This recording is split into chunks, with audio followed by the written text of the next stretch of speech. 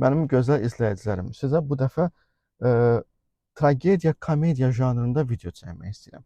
Ekran haqqında. Görürsüz də nə gözəl ekran var.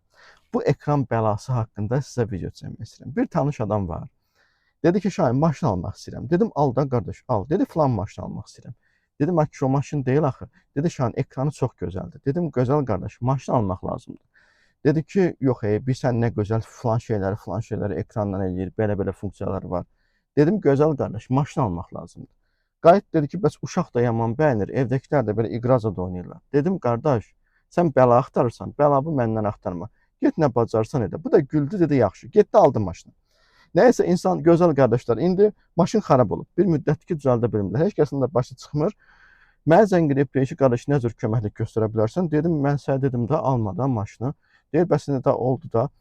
Dedim, bəs ekran işləyir? Dedi, hə, o işləyir. Dedim, onu sök gətir evə, sənin işin düzələcək. Dedi, nətər yəni? Dedim, bəs biz maşını ekrana görə almışdıq da, quzu kəsmişsən. İndi nə oldu, niyə görə xətrə dəyir ki?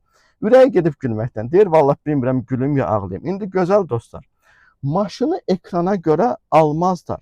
Maşının ekranı olar. Bax, diqqət edin sözümə. Maşının ekranı olar. Birinci maşın olmalıdır. Sonra bu olmalıdır. Siz tərs edirsiniz. Siz götürüb ekran alırsınız maşın yerinə və ondan sonra deyirsiniz ki, bəs maşın xarab oldu, düzəldə bilmirəm, nə bilim, nətər necə. İndi gözəl insanlar, ya maşın alırsınız, üstündə ekran, ya da ekranı istəyirsinizsə, evdə Allah haqqı ən gözəli var. Elə uzanın kravatda, divanda, böyük televizorlar, ekranlarınıza baxın da. Yəni qərar verin. Maşın mı alırıq, ekran mı?